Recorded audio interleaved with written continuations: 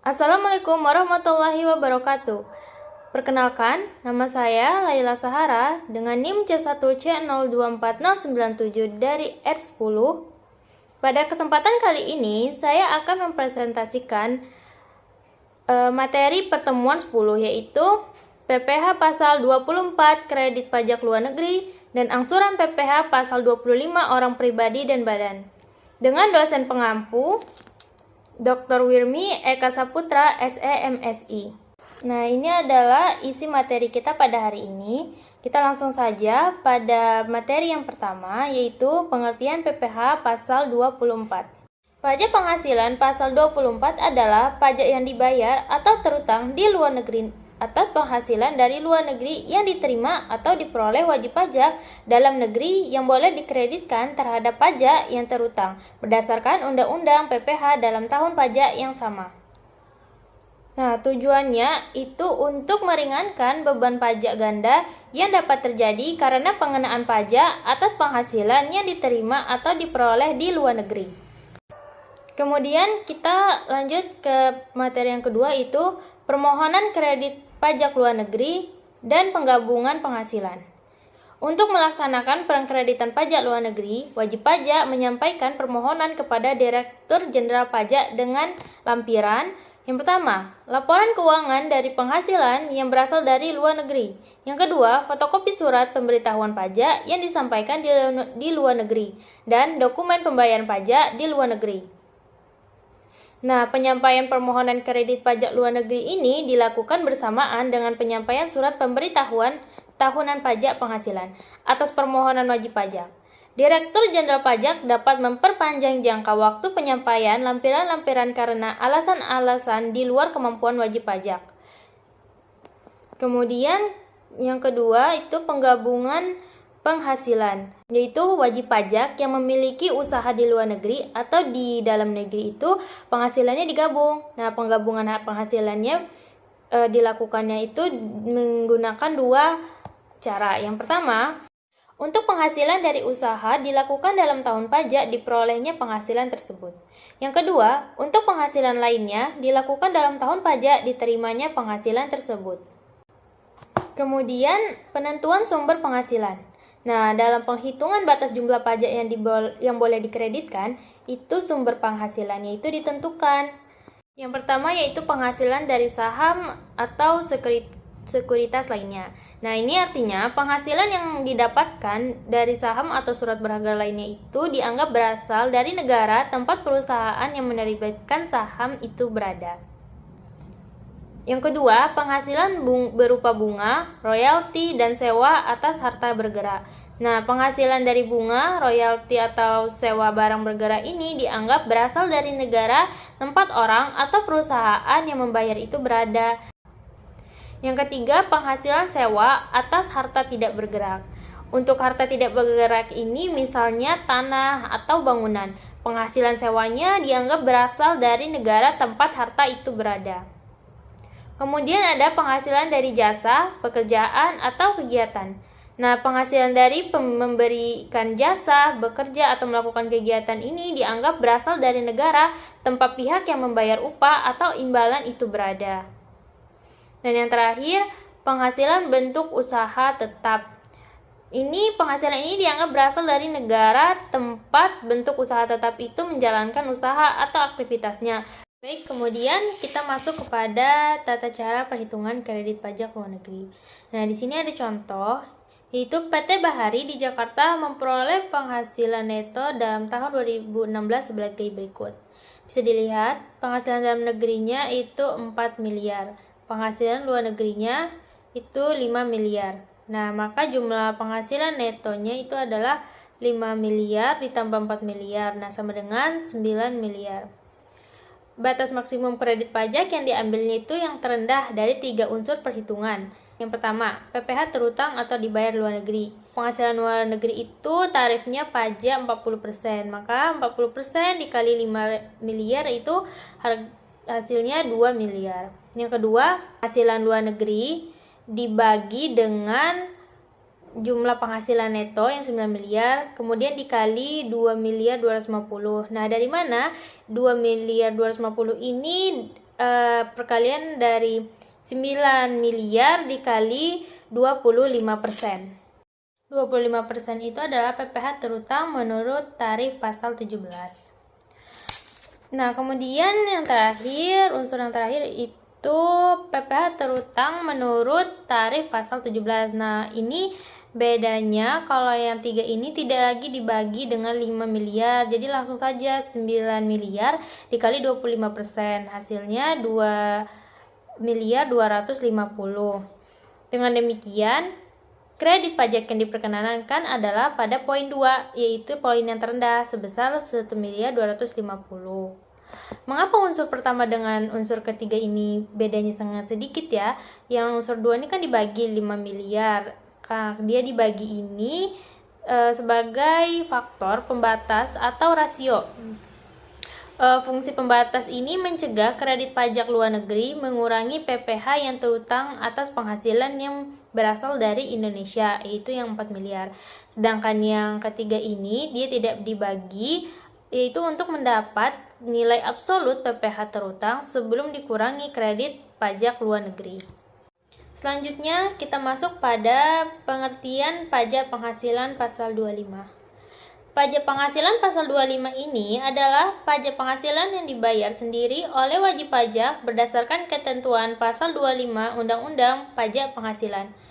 Pajak penghasilan pasal 25 berisikan aturan mengenai bagaimana wajib pajak mengangsur kewajiban pajak di muka, sehingga wajib pajak tidak memiliki beban utang pajak yang besar dan harus dibayar saat batas waktu penyampaian surat pemberitahuan tahunan pajak penghasilan.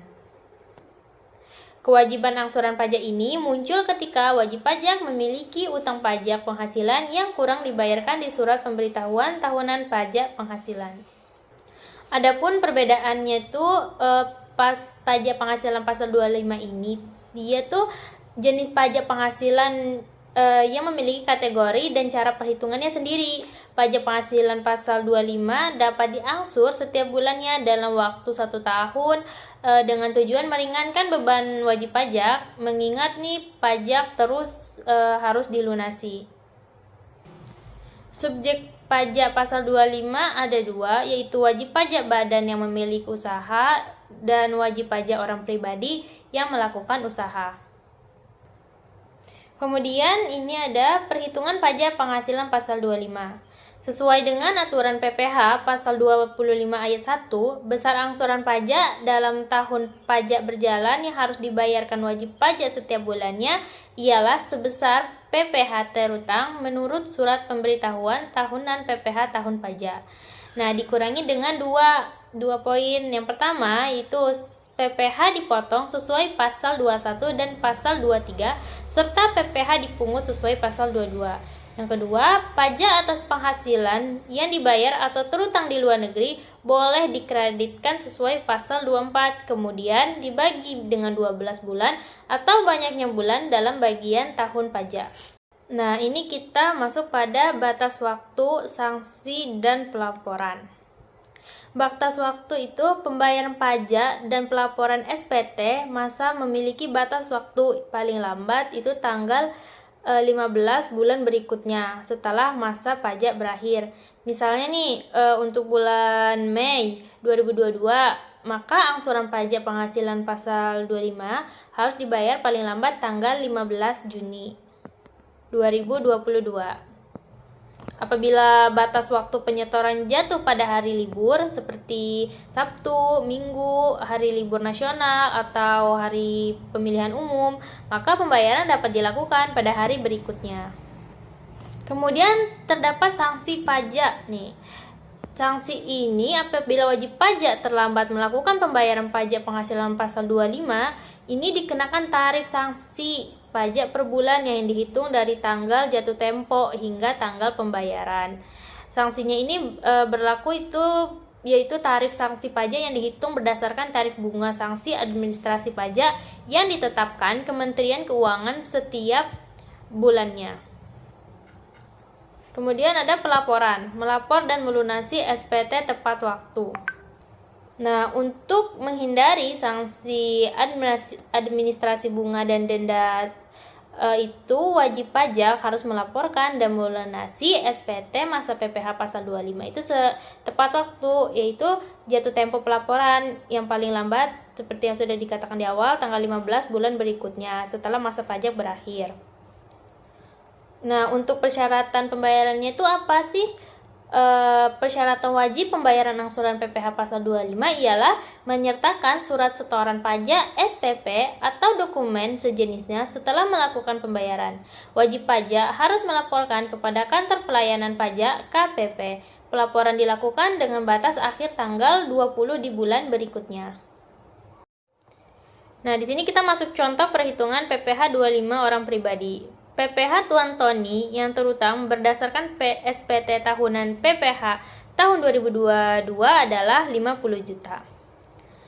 Nah, tahun 2022 pada tahun ini telah dibayar PPh pasal 21 15 juta, PPh pasal 22 10 juta, PPh pasal 23 2.500.000 dan PPh pasal 24 7.500.000.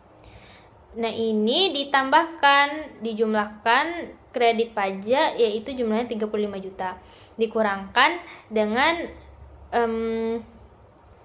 PPh tahunan yang 50 juta. Hasilnya itu 15 juta. Inilah besarnya PPh pasal 24 tahun 2023. Bisa dilihat di sisi kanan, PPh 25 per tahunnya itu 15 juta. Nah, karena ini dibayarnya bulanan, ya jika ingin dibayar bulanan, maka PPh-nya itu dibagi aja 15 juta dibagi 12 bulan, hasilnya itu 1.250.000. Nah, bisa dilihat di sisi kanan, PPh 25 per tahun itu 15 juta, PPh 25 kalau per bulannya itu berarti 15 juta dibagi 12 bulan sama dengan 1.250.000. Nah, itulah PPh yang harus dibayarkan Tuan Tony setiap bulannya. Kemudian kita masuk pada contoh perhitungan PPh 25 badan. Di sini ada contoh PT Bank Sejahtera dalam laporan triwulan Juli, Agustus, September 2020 sebagai berikut. Penghasilan neto triwulan 300 juta. Penghasilan neto disetahunkan 4 kali 300 juta. Nah, 4 ini itu adalah 1 tahun itu kan 12 bulan. Kalau ditriwulankan menjadi 4. Sehingga 4 kali 300 juta hasilnya 1,2 miliar. PPh terutang itu 25%. Jadi dikali aja 25% dikali 1,2 miliar hasilnya 300 juta. Sehingga PPh pasal 25 masa Juli, Agustus, September 2020 adalah 300 juta dibagi 12 bulan. Hasilnya 25 juta. Inilah PPh bulanan yang harus dibayarkan.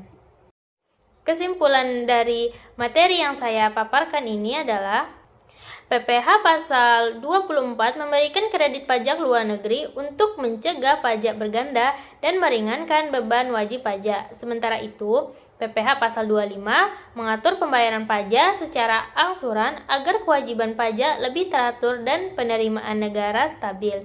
Kedua pasal ini saling melengkapi dalam menciptakan sistem perpajakan yang adil, tertib, dan mendukung kepatuhan wajib pajak.